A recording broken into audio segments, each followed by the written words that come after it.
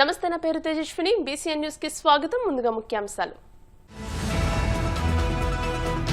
YCP 3 రాజధానుల పేరుతో అమరావతిని వ్యతిరేకించిందన్న మంత్రి నారాయణ. ఇన్నేళ్లకు రాజధాని అమరావతిని చట్టబద్దం చేసుకునే అవకాశం దక్కిందని వ్యాఖ్య. విద్యతోనే ఉజ్వల భవిష్యత్తు ఉంటుందన్న మంత్రి నిమ్మల. మండవ ఫౌండేషన్ సహకారంతో లంకల కోడేరు శివదేవుని చిక్కాల హైస్కూళ్ల విద్యార్థులకు సైకిళ్లు పంపిణీ. బాపట్ల రేపల్లె జాతీయ రహదారిపై జరుగుతున్న రోడ్డు ప్రమాదాలపై జిల్లా కలెక్టర్ వినోద్ కుమార్ ఆరా. ప్రమాదాల నివారణకు తగిన చర్యలు తీసుకోవాలని అధికారులకు ఆదేశం. విశాఖ ఏయూ కన్వెన్షన్ సెంటర్లో అలరించిన విదేశీ విద్యార్థుల సాంస్కృతిక కార్యక్రమాలు. వసుదైక కుటుంబానికి ఏయూ ప్రతీకగా నిలుస్తుందన్న అనకాపల్లి జిల్లా కలెక్టర్ విజయకృష్ణన్. రాష్ట్రానికి అమరావతిని శాశ్వత రాజధానిగా చేయాలని పేర్కొంటూ సీఎం చంద్రబాబు ప్రత్యేక అసెంబ్లీ సమావేశంలో తీర్మానం ప్రవేశపెట్టారు. విభజన చట్టంలోని సెక్షన్ 5లో సబ్ సెక్షన్ 2లో ఎట్ అమరావతి పదం చేర్చాలని తీర్మానం చేస్తున్నట్టు సీఎం పేర్కొన్నారు. ఈ సందర్భంగా మంత్రి నారాయణ మాట్లాడుతూ ఏపీ CRDA చట్టం ప్రకారం గుర్తించిన ప్రాంతాలకు చట్టబద్దత కల్పించే సవరణ చేయాలని ఈ తీర్మానంలో పేర్కొన్నట్లు వివరించారు. 2014లోనే టీటీడీ సర్కార్ అమరావతిని రాజధానిగా నిర్ణయించిందని గుర్తు చేశారు. కానీ 2019లో వైసీపీ 3 రాజధానుల పేరుతో అమరావతిని వ్యతిరేకిస్తూ రైతులను రెచ్చగొట్టిందని దుయ్యబట్టారు. ఇన్నేళ్లకు రాజధాని అమరావతిని చట్టబద్దం చేసుకునే అవకాశం దక్కిందని అన్నారు. అధ్యక్ష, రాష్ట్రం ఎలా విడిపోయిందో అందరికీ తెలిసిందే. ఆ రోజు రాష్ట్రాన్ని విడగొట్టొద్దని రాష్ట్ర ప్రజలందరూ నెత్తినోరు కొట్టుకుని విన్నవించిన గత పాలకులు వారి రాజకీయ లబ్ధి కోసం రాష్ట్రాన్ని 2గా విడగొట్టడం జరిగింది. అయితే కంబైన్డ్ స్టేట్లో ఉన్న రాజధాని హైదరాబాదు, తెలంగాణ ఉండటం వల్ల అది తెలంగాణలోకి ఉండిపోయింది. అయితే మన రాష్ట్రానికి రాజధాని అంటూ లేదు. అయితే రీఆర్గనైజేషన్ యాక్ట్ 2014లో 10 సంవత్సరాల వరకు హైదరాబాద్ని రాజధానిగా ఉంచుకోవచ్చని పెట్టడం జరిగింది. అయితే గౌరవనీయ ముఖ్యమంత్రి గారు ప్రజల దగ్గరుండి పరిపాలన చేయాలనే ఉద్దేశంతో వెంటనే రాజధాని కట్టాలనే ఉద్దేశంతో ప్రతిపాదించి నిర్ణయించడం జరిగింది. అయితే రాజధాని ఎక్కడనే దానికి శివరామకృష్ణ కమిటీని కేంద్ర ప్రభుత్వం ఆ రోజు టెక్నికల్ కమిటీని పెడితే వాళ్ళు ఈ రాష్ట్రంలో ఉన్న అన్ని జిల్లాలని పోయి అందరి అభిప్రాయాలు తీసుకొని వాళ్ళు రిపోర్ట్ ఇవ్వడం జరిగింది. ఆ రిపోర్ట్లో ముఖ్యంగా అనేక మార్గాల్లో వాళ్ళు తీసుకున్న రిపోర్ట్లో 5380 మంది దగ్గర అభిప్రాయం సేకరిస్తే ఈ అభిప్రాయంలో ఎక్కువ మంది అంటే 11,156 మంది విజయవాడ గుంటూరు మధ్య క్యాపిటల్ సిటీ ఉంటే బాగుంటుంది ఇవ్వటం, విజయవాడ దగ్గర 663 మంది, విశాఖపట్నం దగ్గర 507, గుంటూరు దగ్గర 372, కర్నూలు 360, ఒంగోలు 265, రాజమండ్రి 139, తిరుపతి 113, దొనకొండ 116 మంది, మిగిలిన డిఫరెంట్ ప్లేస్లో 1037 మంది అభిప్రాయం వెలువచ్చారు. అధ్యక్ష, ఎక్కువ మంది వెలువచ్చింది విజయవాడ గుంటూరు మధ్య క్యాపిటల్ సిటీ ఉండాలని నిర్ణయించడం. అయితే శివరామకృష్ణ కమిటీ రాష్ట్ర ప్రభుత్వాన్ని నిర్ణయించుకుని ఫైనల్గా దాంట్లో చెప్పడం. గౌరవనీయ ముఖ్యమంత్రి గారు అన్నీ ఆలోచించి రోడ్డు మార్గము, రైలు మార్గము, విమాన మార్గాలు, అదేవిధంగా ఓడరేవులు దగ్గరగా ఉండేటట్టుగా, అదేవిధంగా ఉత్తరాంధ్రలో చివరి జిల్లా అయిన శ్రీకాకుళంకి, అదేవిధంగా రాయలసీమలో చివరి జిల్లా అయిన అనంతపురంకి సమదూరంలో ఉండేటట్టుగా గుంటూరు, కృష్ణ ఈ 2 జిల్లాల మధ్య అమరావతి రాజధానిని నిర్ణయిస్తామని సెప్టెంబర్ 4, 2014న అసెంబ్లీలో ప్రకటన చేయడం జరిగింది. అధ్యక్ష, అయితే ఇక్కడ గవర్నమెంట్ ల్యాండ్ లేదు. అయితే ల్యాండ్ పుల్లింగ్లో తీసుకోవాలని గౌరవనీయ ముఖ్యమంత్రి గారు నిర్ణయించడం జరిగింది. అయితే ప్రతిపక్షంలో ఉన్న వైఎస్ఆర్సీపీ నాయకులు ఇక్కడ క్యాపిటల్ సిటీ రాకూడదని వారు 250 కార్లు వేసుకుని ఈ యొక్క క్యాపిటల్ సిటీ ఏదైతే అనుకున్నామో అక్కడ రైతులందరినీ కలిసి రైతులందరినీ రెచ్చగొట్టడం జరిగింది. అయితే ఏ ఒక్క రైతు కూడా వాళ్ళ చెప్పిన మాట ఇలా అందరూ తిరస్కరించడం జరిగింది. అదేవిధంగా పొలాలను తగలబెట్టారు ఇక్కడ భయభ్రాంతులు చేయటానికి. అదేవిధంగా వరద ముప్పు వస్తుంది, ఇక్కడ రాజధాని కడితే అది మునిగిపోతుందన్నారు. అదేవిధంగా భూకంపాలు వస్తాయన్నారు. ఇక్కడ ఎక్కువ భూకంపాలు వస్తాయని అది కూడా కౌన్సిల్లో కూడా డిస్కస్ చేశారు, వాళ్ళే క్వశ్చన్ వేసి. అదేవిధంగా ఈ యొక్క ల్యాండ్ నిర్మాణానికి పనికిరాదని చెప్పటం, ఇలా అనేక దుష్ప్రచారాలు చేయటం జరిగింది. అధ్యక్ష, అయితే ముఖ్యమంత్రి గారి పిలుపుతో 2015 జనవరి 1 ల్యాండ్ పుల్లింగ్ నోటిఫికేషన్ ఇస్తే కేవలం 58 రోజుల్లో ఒక్కటంటే ఒక్క లిటిగేషన్ లేకుండా ఫిబ్రవరి 28వ తేదీకి 34,400 ఎకరాలను 29,966 మంది రైతు సోదరులు ఒక్కటంటే ఒక్క లిటిగేషన్ లేకుండా ఇవ్వటం జరిగింది అధ్యక్ష. ఇది కేవలం ముఖ్యమంత్రి గారి మీద ఉన్న నమ్మకంతో ఇచ్చారు. అయితే ఈ వినూతన ల్యాండ్ పుల్లింగ్ ప్రపంచంలో ఇంత లార్జ్ స్కేల్లో ఒక్కటంటే ఒక్క లిటిగేషన్ లేకుండా బహుశా జరిగింది మన యొక్క అమరావతిలోని అధ్యక్ష.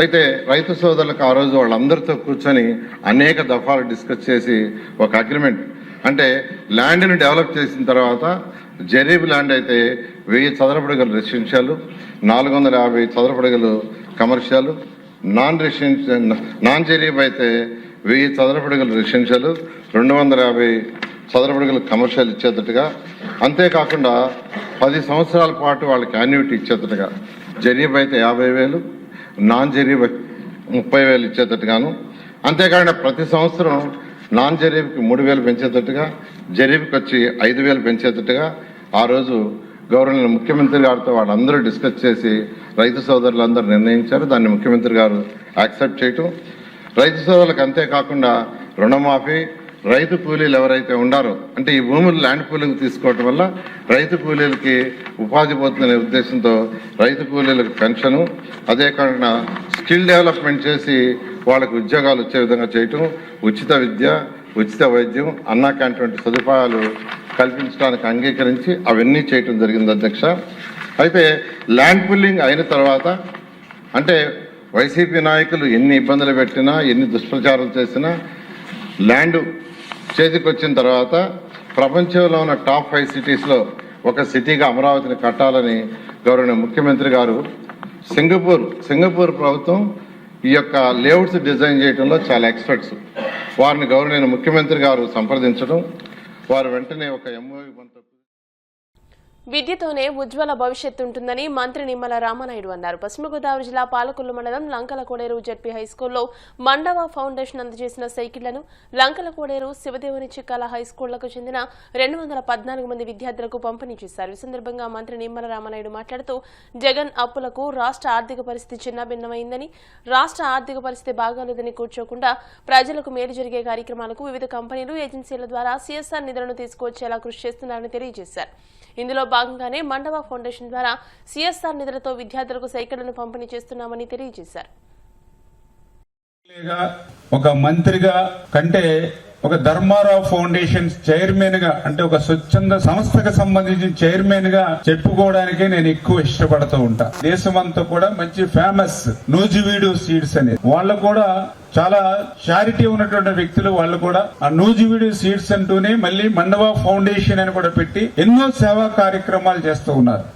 మొన్న చంద్రబాబు నాయుడు గారు అడిగితే ఏలూరు జిల్లా అండ్ కృష్ణా జిల్లాలో 2 గ్రామాలు కూడా దత్తత తీసుకుని అక్కడ అన్ని సౌకర్యాలు కూడా వాళ్లే చూసుకోవాల్సినటువంటి పరిస్థితి. మన పాలకొల్లు నియోజకవర్గానికి ఇట్లా మా పిల్లలు ఉన్నారు, కష్టపడి స్కూల్ కి 5 కిలోమీటర్లు 7 కిలోమీటర్ల నుంచి పాపం ఎండల్లో వానల్లో తడుస్తూ ఎండుతూ వస్తూ ఉన్నారు. ఇక ప్రభుత్వ పరమైన పాఠశాలలో చదువుకునేటువంటి విద్యార్థులను కూడా మనం ఎక్కువ ప్రోత్సహించినట్టు ఉంటుందనేటువంటి ఉద్దేశాలతో క్యాలిక్యులేట్ చేసుకుని, మరి ఈవేళ నా కోసం అడగలేదు, నా స్వార్థం కోసం అడగలేదు, నేను అడిగింది నా పరిచయాన్ని కూడా మీకు ఉపయోగిస్తే, ఆయన అడిగిన వెంటనే, ఎందుకంటే మాకు పరిచయం తక్కువ, లేదు రామానాయుడు గారు మీరు మంచి కార్యక్రమాలు చేస్తారు, తప్పనిసరిగా నేను ప్రోత్సహిస్తామని చెప్పి ఇమీడియట్లీ అప్పటికప్పుడు 10 లక్షల రూపాయలు చెక్ రాసి ఇచ్చి, మరి ఈవేళ 210 సైకిళ్లు ఈవేళ వాళ్ళ మండవ ఫౌండేషన్ నూజివీడు సీడ్స్ ద్వారా ఈ రోజు ఇక్కడ అందజేస్తూ ఉన్నారు. ఈ రోజు లంకలకోడేరు హై స్కూల్, అదేవిధంగా మన శివదేవన్ చెక్కల హై స్కూల్లో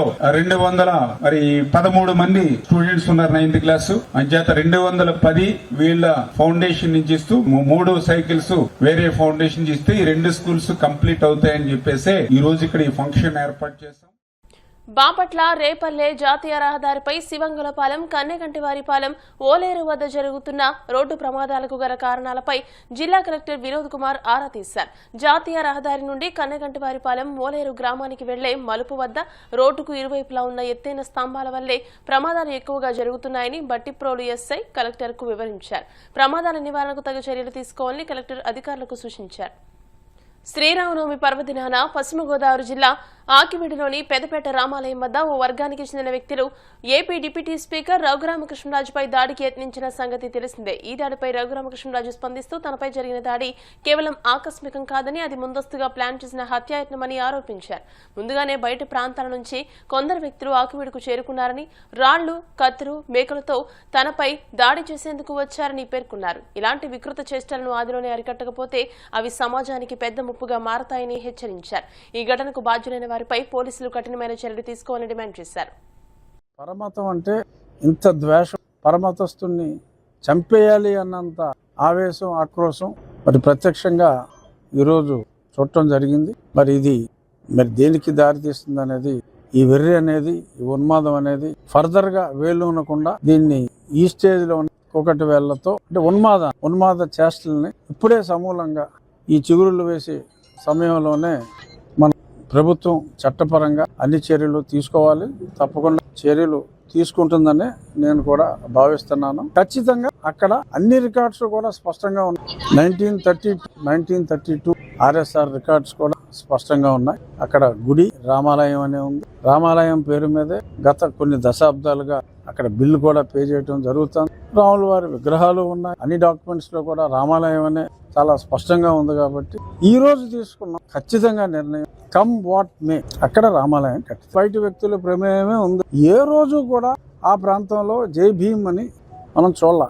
సడన్ గా క్రైస్తవులందరూ భీములై కొత్తగా వచ్చి అందరూ లైక్ చేస్తారు. అంబేద్కర్ గారిని గౌరవించిన వ్యక్తులు ఎవరు లేరు. మన రాజ్యాంగ రూపకర్త అంబేద్కర్ గారిని అందరూ గౌరవిస్తారు, కులాలకి మతాలకు అతీతం. కానీ ఈ రోజు సడన్ గా అక్కడ మాట్లాడితే జై భీమ్ అని తిరిగి కోర్టుల వాళ్ళని మనం చూస్తున్నాం. కోర్టులు వేసుకుని జై భీమ్ అని. దీని వెనక ఈ నీలి రంగు జెండాల వెనక నీలి కోట్లు ఉన్నాయనే అనుమానం అయితే ఉంది.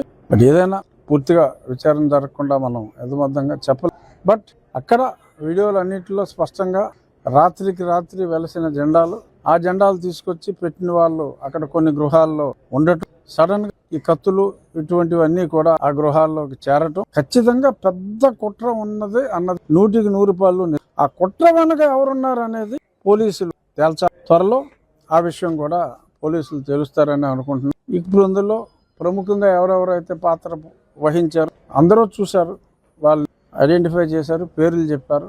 వాళ్ళు మరి రివర్స్ లో ఇప్పుడు వీళ్ళని ఎవరైతే పొడిచేశారో ఇక్కడ ఆ పొడిచిన వాళ్ళు మేము దెబ్బలు తినేసామని చెప్పి కనీసం మరి సింబాలిక్ గా కూడా పొడుచుకోవాలి. ఉత్తినే ఫ్రెష్ గా వెళ్ళి మమ్మల్ని అడ్మిట్ చేసుకోండి అని అడిగితే నాకున్న సమాచారం ఇంత బ్రహ్మాండంగా ఉన్న వాళ్ళని అడ్మిట్ చేసుకోరమ్మా అని చెప్పడం జరిగిందని తెలిసింది. మరి ఖచ్చితంగా వాళ్ళని అరెస్ట్ చేస్తారని అనుకుంటున్నాను. లా అండ్ ఆర్డర్ పరిస్థితి కంట్రోల్లోకి రావాలి. హౌస్ సెర్చ్ అంతా కూడా చేసి ఎవరెవరు వచ్చారు, కొత్తగా ఎవరెవరు వచ్చారు, ఏ మిషన్ లో సభ్యులు వచ్చారు అనేది ఐడెంటిఫై చేసి నిజాలు పోలీసులు వెలికి తీయవలసిన అవసరం ఉంది. ఇక్కడ ఎటువంటి రాజకీయాలకి అవకాశం లేకుండా నిష్పక్షపాతంగా ఈ ఎంక్వైరీ జరగాలని ఆకివీడు ప్రజలే కాదు యావత్ రాష్ట్రంలోని తెలుగు రాష్ట్రాల్లోని రామ భక్తులు అందరూ కూడా కోరుకుంటున్నారు. ఎందుకంటే ఇప్పుడు కాసేపు ప్రకటనలు.